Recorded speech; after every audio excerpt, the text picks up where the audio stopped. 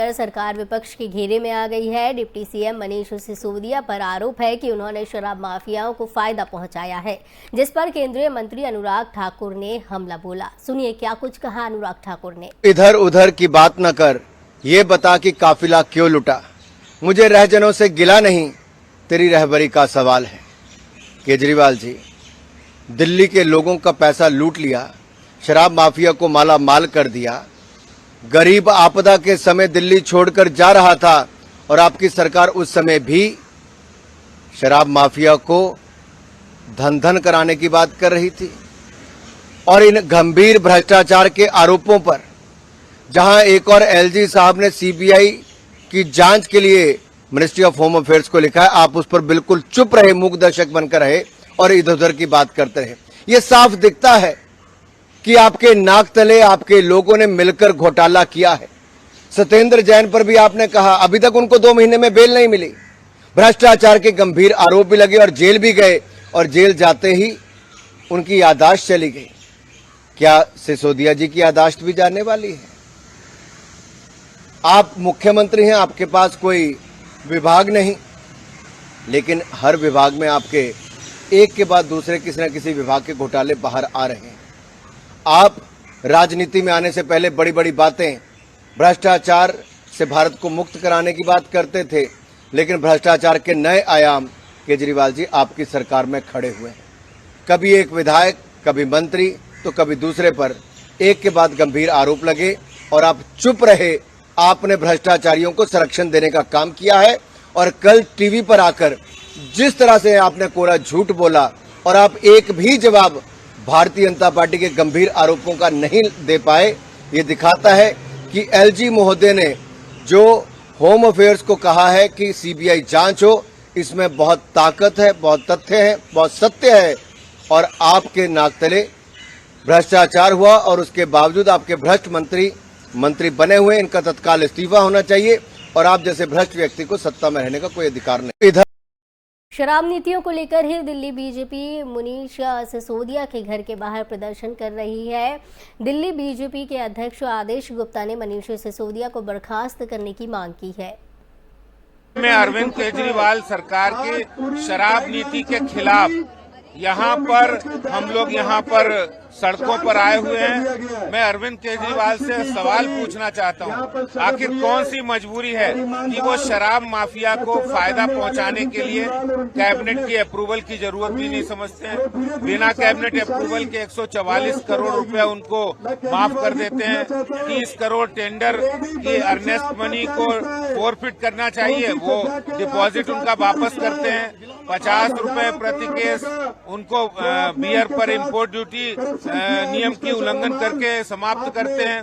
क्यों वो 21 ड्राइडे से घटाकर 3 किए हैं? क्यों उन्होंने शराब माफिया को फायदा पहुंचाने के लिए उनका 2.5% से बढ़ाकर 12.5% कमीशन किया? ये सारे वो सवाल हैं जो शराब माफिया को हजारों करोड़ रुपए जो फायदा पहुंचाने का काम केजरीवाल सरकार ने किया है।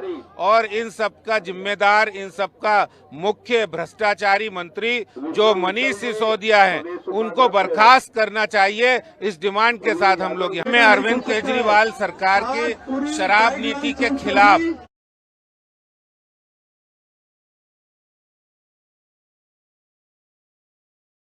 एक बार फिर आरजेडी सांसद मनोज झा ने संसद में जोरदार भाषण दिया है। उन्होंने मुफ्त शब्द को सभी सरकारों को आड़े हाथ लिया। मनोज झा ने क्या कहा, आप सुनिए।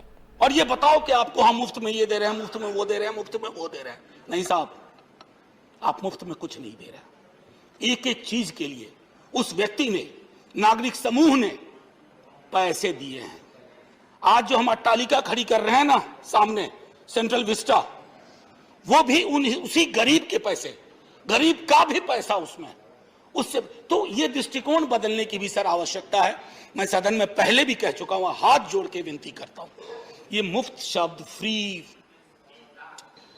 This should be done away with, it should be jettisoned, इसको उड़ा करके फेंक दिया जाए। ये शब्दावली हमारे लोकतंत्र को, उसकी गरिमा को, उसके चरित्र को शर्मसार करती है। और ये बताओ बीती 21 जुलाई को आत्मदाह करने वाले साधु विजय दास की शुक्रवार की देर रात इलाज के दौरान मौत हो गई। दास का दिल्ली के सफदरगंज अस्पताल में इलाज चल रहा था। राजस्थान के भरतपुर में पहाड़ियों से खनन बंद करने के विरोध में आत्मदाह करने वाले साधु विजय दास की मौत हो गई। जिले में करीब 1.5 साल से साधु खनन के खिलाफ आंदोलन कर रही हैं। भरतपुर पहाड़ी के एसडीओ संजय गोयल ने बताया कि बीती 21 जुलाई को आत्मदाह करने वाले साधु विजय दास की शुक्रवार की देर रात इलाज के दौरान मौत हो गई। दास का दिल्ली के सफदरगंज अस्पताल में इलाज चल रहा था। गोयल ने बताया कि शनिवार सुबह दास की बॉडी उनके घर वालों के सुपुर्द कर दी जाएगी।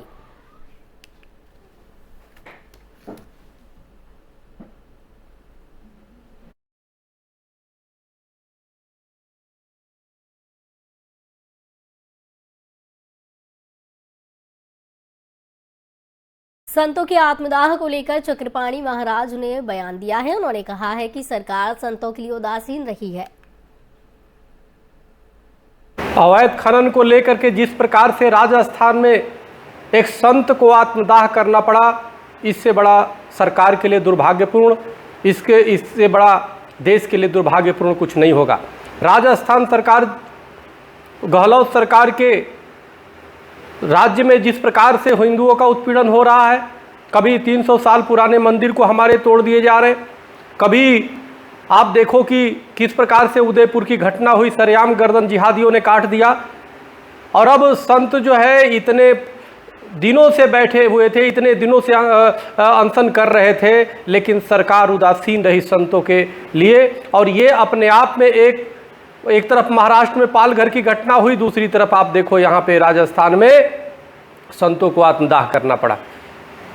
निश्चित रूप से सरकार, राजस्थान की सरकार, गहलोत सरकार बिल्कुल नकारी है, निकम्मी है, संतों के प्रति उदासीन है, हिंदुओं के प्रति उदासीन है, हिंदू धर्म के प्रति, मंदिरों के प्रति उदासीन है, गौरक्षा के प्रति उदासीन है।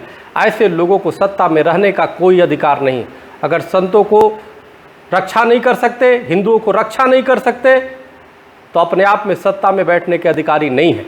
ऐसे लोगों को तत्काल मैं प्रधानमंत्री और महामहिम राष्ट्रपति जी से निवेदन करता हूं कि तत्काल राजस्थान सरकार को भंग किया जाए, वहां राष्ट्रपति शासन लागू किया जाए। जहां पे इतना सरेआम, जैसे ऐसा लग रहा है कि राजस्थान नहीं बल्कि पाकिस्तान में, तो ये बहुत दुर्भाग्यपूर्ण है। हम इसकी घोर निंदा कर रहे हैं और हम संत को तत्काल स्वस्थ होने की कामना करते हैं और सरकार से, केंद्र सरकार से निवेदन करते हैं कि राजस्थान सरकार के खिलाफ तत्काल कठोर कार्रवाई करें, कदम उठाएं। बहुत बहुत धन्यवाद। हरिओम, राम राम।